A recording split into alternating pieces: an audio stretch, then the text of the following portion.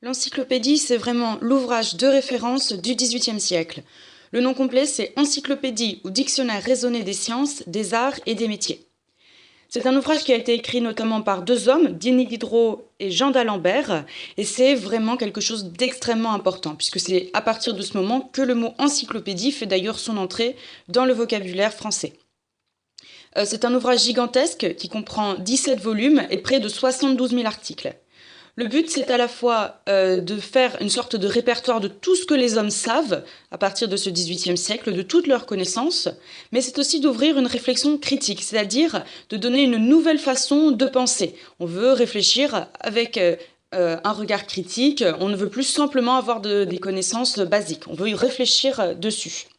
Donc c'est un ouvrage qui est extrêmement important, que l'on retient dans l'histoire, et qui va permettre non seulement de réfléchir aussi, surtout, sur la façon dont le pays doit être correctement gouverné.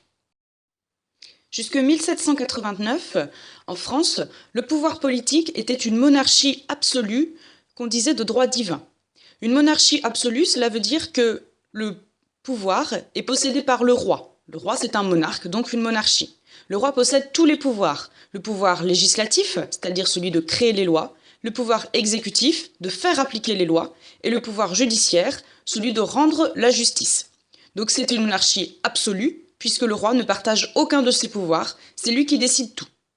On dit que cette monarchie absolue est de droit divin, puisque l'on pense que c'est Dieu qui va donner son pouvoir au roi, et que c'est grâce à Dieu que le roi peut être si puissant.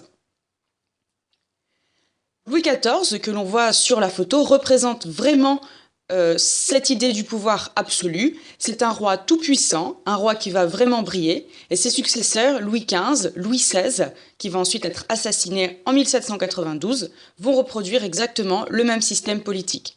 Et c'est cette monarchie absolue, le fait qu'une seule personne puisse décider de tout, que les philosophes des Lumières vont commencer petit à petit à critiquer et à dénoncer, pour avoir un système plus juste, avec des pouvoirs plus partagés.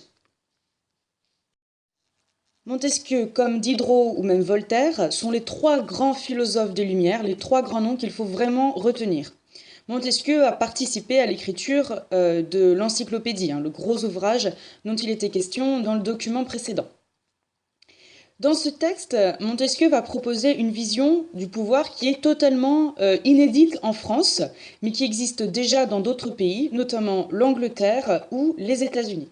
C'est-à-dire que Montesquieu va proposer de partager les trois pouvoirs, donc le pouvoir législatif, le pouvoir exécutif et le pouvoir judiciaire.